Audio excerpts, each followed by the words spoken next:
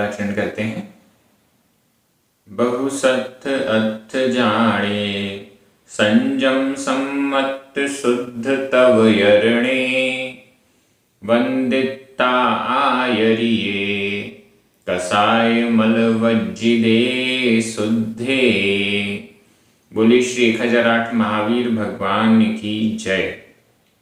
आचार्य श्री कुंद स्वामी की जय।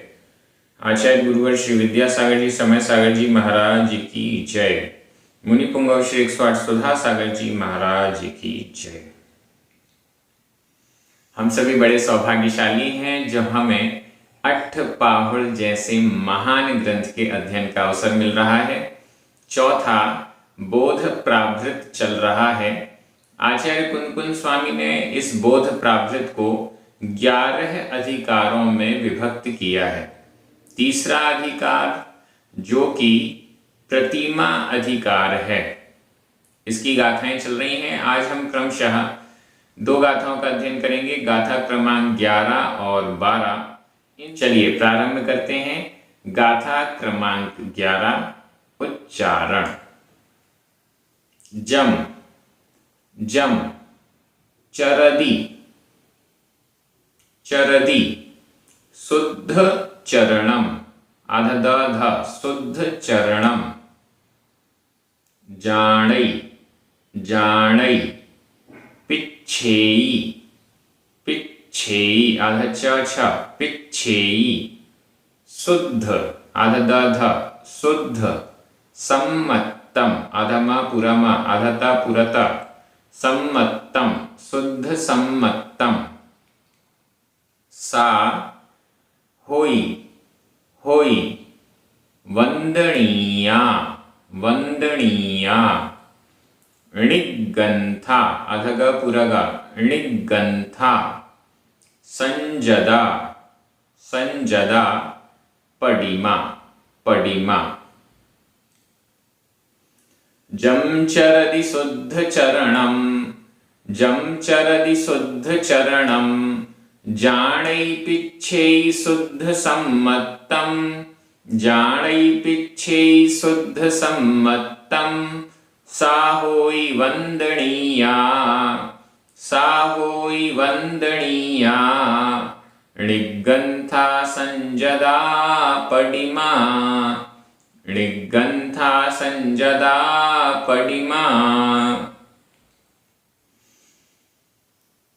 पिछली गाथा में अजंगम प्रतिमा के बारे में बताया गया था। अजंगम प्रतिमा ऐसी प्रतिमा जो स्थिर रहती है, चलती फिरती नहीं है। इस गाथा में जंगम प्रतिमा का मतलब है चलायमान होने वाली प्रतिमा। एक स्थान से दूसरे स्थान पर चलकर जाकर विहार करके इधर से उधर हो जाने वाली प्रतिमा जंगम प्रतिमा। कौन सी है जंगम प्रतिमा? जम चरदी शुद्ध चरणम। जम जो चरदी आचरण करती है, चर्या करती है। जम जो चरदी आचरण करता है। शुद्ध चरणम शुद्ध चरण का, शुद्ध आचरण को, शुद्ध चारित्र को। चरणम चारित्र, शुद्ध चरणम शुद्ध चारित्र। शुद्ध चारित्र क्या है? ग्रंथों में जैसा चारित्र लिखा हुआ है, चरणानुयोग के ग्रंथों में जैसा चारित्र का वर्णन किया गया है, उस चारित्र का निरतिचार पालन करना, अतिचार रहित बिना अतिचार लगाए हुए पालन करना, यह शुद्ध चरणम शुद्ध आचरण या शुद्ध चारित्र है। शुद्ध चरणम जम चरदी। जम जो शुद्ध चरणम चरदी शुद्ध आचरण को चरदी करता है, शुद्ध आचरण शुद्ध चारित्र का पालन करता है। और क्या करता है? जाणई पिच्छेई शुद्ध सम्मत्तम। शुद्ध सम्मत्तम शुद्ध सम्यक्त्व को जाणई जानता है। पिच्छेई देखता है, जानता और देखता है। जानता देखता मतलब शुद्ध सम्यक्त्व को भी जानता है, देखता है, अनुभव करता है, पालन करता है। जानता है, देखता है, इसका मतलब ये हो गया कि शुद्ध सम्यक्त्व को अच्छे से जानता भी है और उसको अनुभव में भी ला रहा है, पालन भी शुद्ध कर रहा है। शुद्ध सम्यक्त्व क्या हुआ? जो 25 प्रकार के दोष सम्यक दर्शन के कहे गए हैं, उन 25 दोषों से रहित शुद्ध सम्यक दर्शन का पालन करना। निरतिचार चारित्र का पालन करना शुद्ध चारित्र हो गया। और यहां भी निरतिचार कहें या दोषों से रहित कहें, ऐसे सम्यक दर्शन का पालन करना शुद्ध सम्यक्त्व कहलाया। चरदी आचरण करता है, जाणई जानता है, पिच्छेई देखता है। ये तीनों वर्तमान काल के अलग अलग रूप यहां पर आपके सामने हैं। चरदी में दी प्रत्यय लगा हुआ है, जाणई में ई प्रत्यय लगा हुआ है और पिच्छेई में ई प्रत्यय लगा है, उसके साथ में अंत्य स्वर परिवर्तन भी अ के स्थान पर ए हुआ है। ये तीनों के रूप अलग अलग हैं। सा होई, सा यानी वह, होई होता है। वंदनीया वंदनीय, वह वंदनीय होता है। सा यानी वह वंदनीय होता है। कौन वंदनीय होता है? जो शुद्ध चारित्र का आचरण करता है और शुद्ध सम्यक्त्व को जानता और देखता है। कौन है वह? ऋग्गंथा, निर्ग्रंथ। ऋग्गंथा निर्ग्रंथ, ग्रंथ यानी परिग्रह से रहित, निर्ग्रंथ परिग्रह से रहित, ग्रंथ से रहित, निर्ग्रंथ। संजदा संयत, संयमी, संजदा संयत या संयमी। वंदनीय वंदनीय होता है। ऐसी पडिमा प्रतिमा, ऐसी पडिमा ऐसी प्रतिमा जंगम प्रतिमा कहलाती है। पिछली गाथा में आया था सपरा जंगम पडिमा, सपरा जंगम, वहां पर अजंगम प्रतिमा का वर्णन आया था, जिसमें अरिहंत भगवान की प्रतिमा को अजंगम प्रतिमा कहा गया था। यहां पर जंगम प्रतिमा, चलायमान होने वाली प्रतिमा, इसे संयत संयमी, जो कि सम्यक दर्शन ज्ञान और चारित्र का शुद्ध रूप से पालन कर रहा है, निर्ग्रंथ है, संयमी है, ऐसे संयमी मुनिराज को, आचार्य उपाध्याय और साधुओं को जंगम प्रतिमा कहा जा रहा है। बहुत अच्छी ये गाथा है। अब देखिए इसमें वंदनीय, वंदनीय है। कौन वंदनीय है? जो निर्ग्रंथ है, परिग्रह से रहित है, संजदा संयमी है और शुद्ध आचरण का भी पालन करता है, शुद्ध सम्यक दर्शन को भी जानता देखता है यानी धारण करता है, वह वंदनीय है। व्याकरण की दृष्टि से देखते हैं। जम, सा, वंदनीया, ऋग्गंथा, संजदा, पडिमा, ये सभी प्रथमा विभक्ति के एक वचन है। जम नपुंसक लिंग में है और बाकी सभी स्त्रीलिंग में है। स्त्रीलिंग में क्यों है? वैसे तो मुनि महाराज की बात की जा रही है, पुल्लिंग में होना चाहिए, लेकिन पडिमा की बात की जा रही है, प्रतिमा, जंगम प्रतिमा।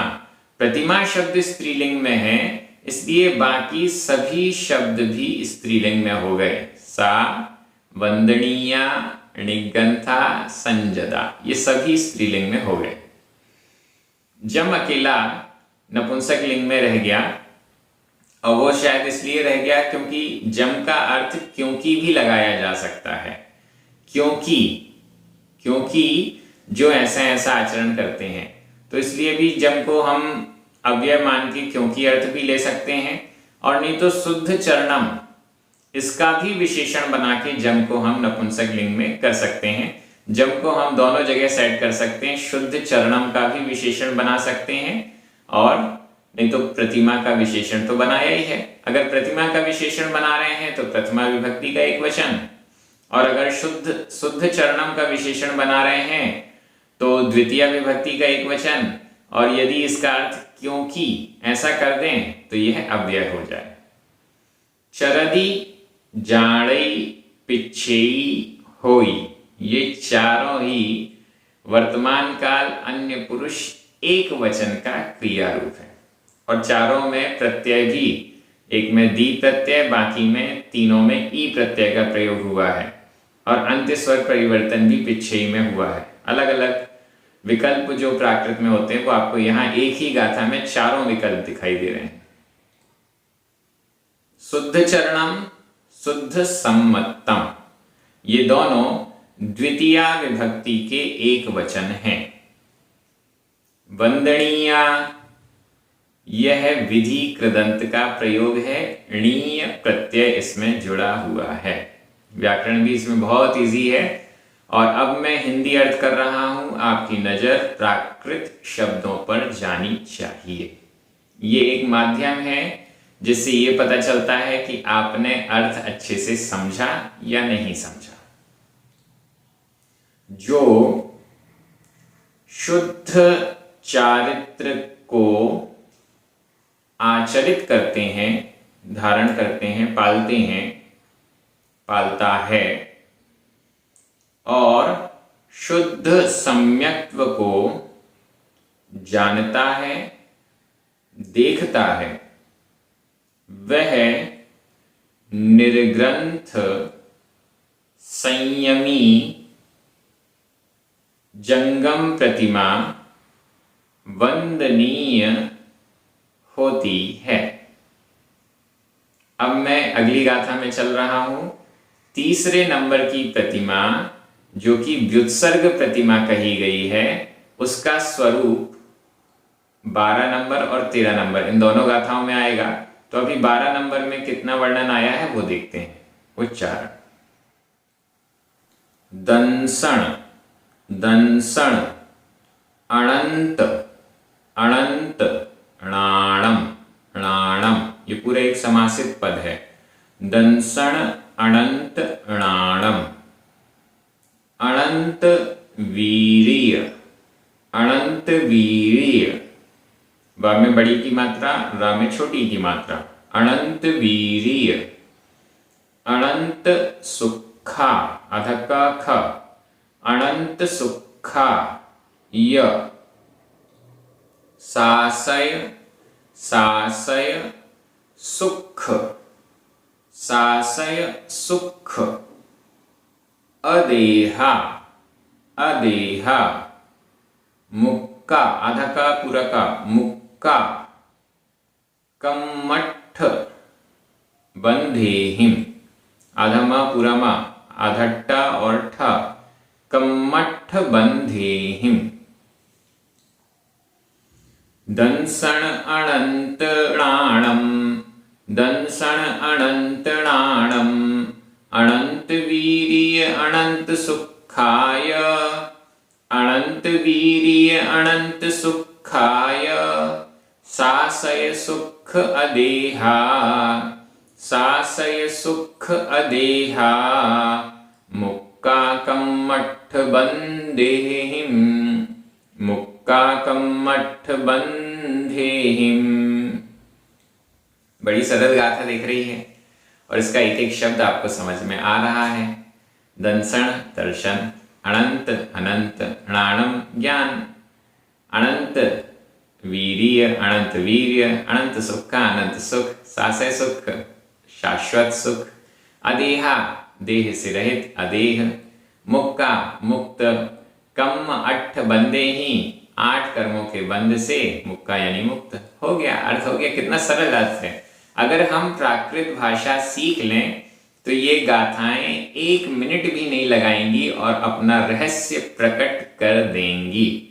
थोड़ा सा हल्का फुल्का सा प्राकृत अगर हमने सीख लिया, प्राकृत भाषा अगर हमने सीख ली, तो निश्चित रूप से ये गाथाएं इतनी सरल हो जाएंगी जैसे हम हिंदी की कोई लाइन पढ़ रहे हों। दंसण अनंत णाणम, दंसण दर्शन, अनंत अनंत, णाणम ज्ञान। अनंत शब्द बीच में दिया हुआ है, दोनों में लग जाएगा, अनंत दर्शन और अनंत ज्ञान। अनंत दर्शन, अनंत ज्ञान। तीसरे नंबर पर अनंत वीर्य, अनंत अनंत वीर्य। और चौथे नंबर पर अनंत सुख, अनंत सुख। ये अनंत चतुष्टय हो गए, अनंत दर्शन, अनंत ज्ञान, अनंत वीर्य और अनंत सुख।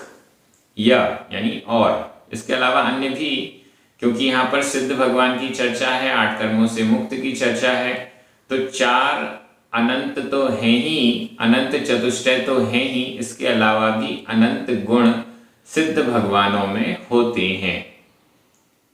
अनंत दर्शन, अनंत ज्ञान, अनंत वीर्य और अनंत सुख, इनकी परिभाषा भी देख लीजिए। अनंत दर्शन, अनंत दर्शन को हम केवल दर्शन भी कहते हैं, अनंत ज्ञान को केवल ज्ञान भी कहते हैं, अनंत वीर्य ही है, और अनंत सुख। अनंत दर्शन और ज्ञान, दर्शन और ज्ञान, दर्शन किसे कहते हैं?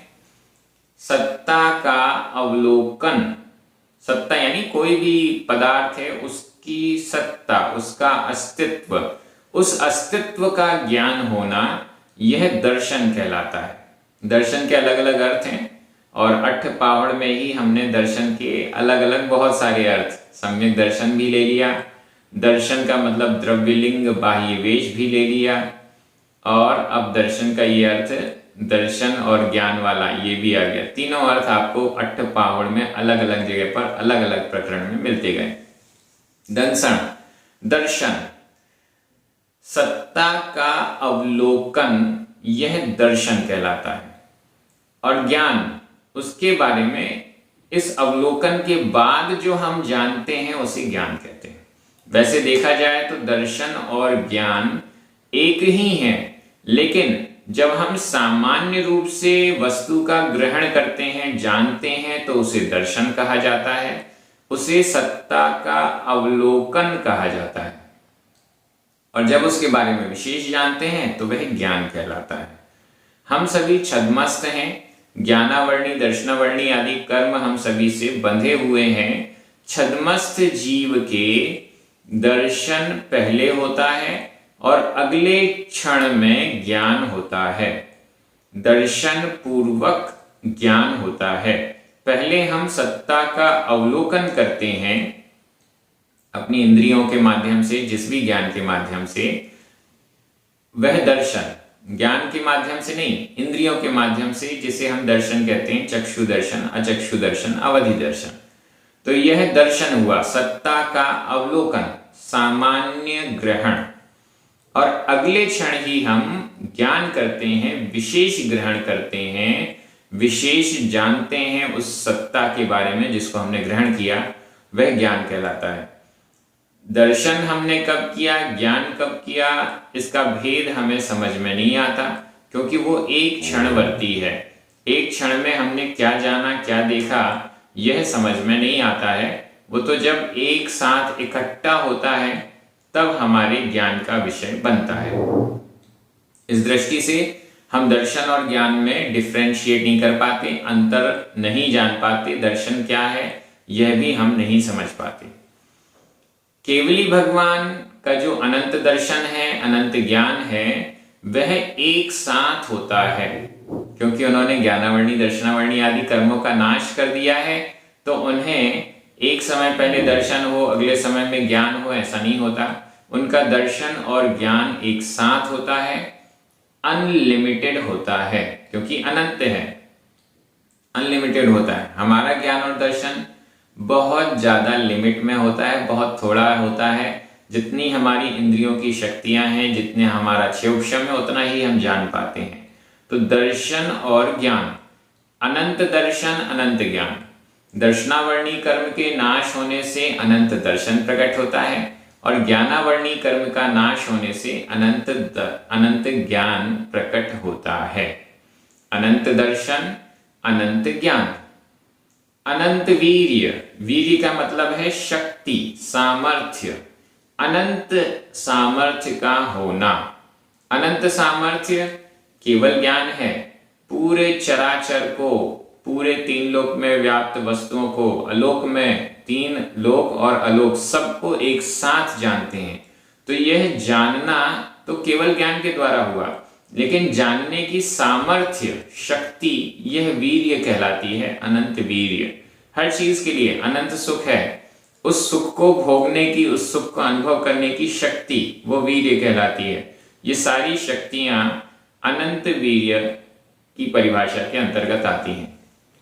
तो यह हुआ अनंत वीर्य यानी शक्ति, सामर्थ्य का होना। अनंत सुख, सुख भी है, वो भी कैसा है? अनंत है। हमारा जो सुख है वो इंद्रियों के आश्रित है, बहुत कम समय के लिए है, सुखी नहीं है। दुख थोड़ा सा कम होता है तो हम अपने आप को सुखी मानते हैं, लेकिन वास्तविक सुख, आत्मिक सुख जो है वो तो जब शुद्ध आत्मा में लीन हो जाते हैं मुनि महाराज तो उनको होता है। उसकी अपेक्षा भी ये अनंत गुना है।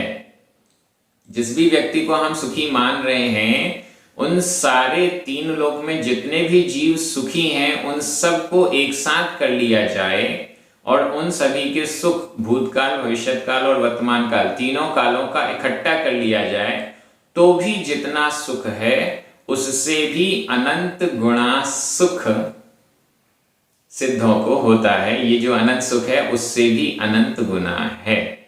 ये इस प्रकार से यदि हम अपने मन में कैलकुलेशन करेंगे तो समझ में आएगा कि कितना बड़ा सुख है यह अनंत सुख। अनंत दर्शन, अनंत ज्ञान, अनंत वीर्य और अनंत सुख, यह से और भी जो गुण हैं वो सारे अनंत, जितने भी गुण हैं वो सभी सासय सुख, शाश्वत सुख जिसके पास है, शाश्वत सुख है। हमारा सुख लिमिटेड, कभी कभार वाला है, लेकिन सिद्ध भगवान का सुख तो शाश्वत है, हमेशा रहने वाला है। जब से उन्होंने 8 कर्मों का नाश किया तब से जो सुख उन्हें अनुभव में आ रहा है वो अनंत काल तक वैसा ही अनंत सुख का भोग अनुभव करते रहेंगे। वह सुख उनका शाश्वत है, हमेशा रहने वाला है, कभी भी समाप्त होने वाला नहीं है, शाश्वत है। अदेहा, देह से रहित हैं, शरीर से रहित हैं। अरिहंत परमेष्ठी देह से सहित हैं। आचार्य, उपाध्याय और साधु परमेष्ठी तो देह से सहित हैं ही। हम सभी भी देह से सहित ही हैं। कोई भी संसारी जीव देह से रहित नहीं होता, लेकिन जिन्होंने 8 कर्मों का नाश कर दिया है, सिद्ध हो गए हैं, वे देह से रहित हो चुके हैं, देह से अतीत हो गए हैं। अब उनकी आत्मा को किसी शरीर की आवश्यकता नहीं है, किसी शरीर का आधार बनाने की जरूरत नहीं है। वो शरीर से रहित, देह से रहित हैं, अदेह हैं। मुक्का, मुक्त हैं। मुक्का, मुक्त हैं। किससे मुक्त हैं? कम्मठ बंधे ही। कम्मठ, संधि विच्छेद कर लीजिए। कम्म, मां में छोटा आ, अठ, छोटा आ, 2 छोटे आ मिलकर बड़ा आ हुआ, लेकिन आधट्टा और ठा ये संयुक्त अक्षर है, और संयुक्त अक्षर से पहले जो दीर्घ स्वर होता है वह भी ह्रस्व हो जाता है, छोटा हो जाता है, वापस छोटा हो गया। कम अठ बंधेहिम। कम कर्म अठ 8, 8 कर्म, 8 प्रकार के जो कर्म हैं उनके बंधेहिम, बंधों से मुक्का, मुक्त हैं जो। 8 कर्मों के बंध से जो मुक्त हैं, 8 कर्मों का बंधन जो नहीं करते हैं, ऐसे सिद्ध भगवान, अगली गाथा में बताया जाएगा कि ये जो सिद्ध भगवान हैं वो तीसरी प्रतिमा व्युत्सर्ग प्रतिमा है। अब इसमें क्रम नहीं है, नहीं तो पहला, दूसरा, तीसरा, पहली ज्यादा बड़ी हो गई, दूसरी छोटी है, ऐसा कुछ भी नहीं है। तीसरे नंबर की तीसरी प्रतिमा, तीसरे प्रकार की प्रतिमा ऐसा कह लीजिए, वो आगे की गाथा में बताया जाएगा। तो यहाँ पर एकदम स्पष्ट हो गया 8 कर्मों से मुक्त। 8 कर्म कौन से हैं? ज्ञानावर्णी, दर्शनावर्णी, वेदनीय, मोहनीय, नाम, आयु, गोत्र और अंतराय, ये 8 कर्म हैं। इनमें से 4 को घातीय कर्म कहते हैं और शेष 4 को अघातीय कर्म कहते हैं। ज्ञानावर्णी, दर्शनावर्णी, मोहनीय और अंतराय, ये 4 जो कर्म हैं यह घातीय कहलाते हैं, बाकी 4 अघातीय कर्म कहलाते हैं। तो यहाँ पर गाथा एकदम क्लियर है। 8 कर्मों से जो 8 कर्मों के बंध से जो मुक्त हैं सिद्ध भगवान, पूर्व के जो बंधे हुए कर्म हैं उनको तो नष्ट कर चुके हैं और आगे भविष्य में कभी भी उनको कर्मों का बंध नहीं होगा। यह बात भी हमें ध्यान रखना चाहिए। अगर आगे भविष्य में कभी कर्म का बंध हुआ तो वे वापस संसारी हो जाएंगे, लेकिन ऐसा होता नहीं है, क्योंकि वे तो शाश्वत अनंत काल तक के लिए, हमेशा के लिए सिद्ध हो चुके हैं।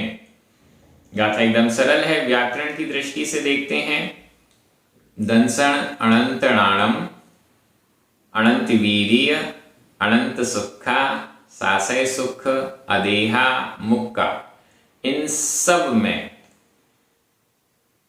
प्रथमा विभक्ति का एक वचन है। जहां जैसे मुक्का आ रहा है, अदेहा आ रहा है, इसको हम स्त्रीलिंग में मानेंगे क्योंकि आगे चल के यह पडिमा का विशेषण बनने वाला है, इसलिए इसे प्रथमा विभक्ति का एक वचन और स्त्रीलिंग में मान रहे हैं। ऊपर जितने अणाणम और अनंत वीर्य आया, इसको हम अनंत वीर्य और सासय सुख, इसको 0 विभक्ति वाला प्रयोग कह सकते हैं, और दंसण अनंत नाणम को नपुंसकलिंग में कह सकते हैं। यह अव्यय है। कम्मठ बंदे ही तृतीया विभक्ति का बहुवचन है। बस इतने में अपना पूरी व्याकरण सामने आ गई। मैं एक बार हिंदी अर्थ कर रहा हूं, आपकी नजर प्राकृत शब्दों पर जानी चाहिए। अनंत दर्शन और अनंत ज्ञान, अनंत वीर्य वाले शब्द और जोड़ दीजिए। अनंत दर्शन और अनंत ज्ञान वाले, अनंत वीर्य वाले, अनंत सुख वाले, शाश्वत सुख वाले, अदेह देह से रहित, कर्म अष्ट 8 कर्मों के बंध से मुक्त।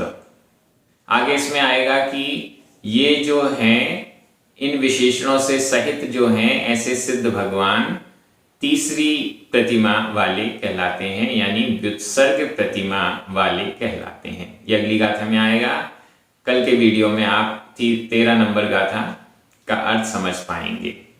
आप सभी बहुत अच्छे से अध्ययन कर रहे हैं, स्वाध्याय कर रहे हैं, स्वाध्याय का आनंद ले रहे हैं, ज्ञानावर्णी कर्म का भी क्षयोक्षम कर रहे हैं और अपने समय को पाप कर्मों से बचाकर पुण्य में लगा रहे हैं, स्वयं को पवित्र कर रहे हैं। ये बहुत अच्छी बात है। सभी इसी प्रकार से स्वाध्याय करें, अध्ययन करें और अपना कल्याण करें, यही भावना है। जिनवाणी स्तुति करें, 9 बार नमोकार मंत्र पढ़िए। सभी को जय जिनेन्द्र।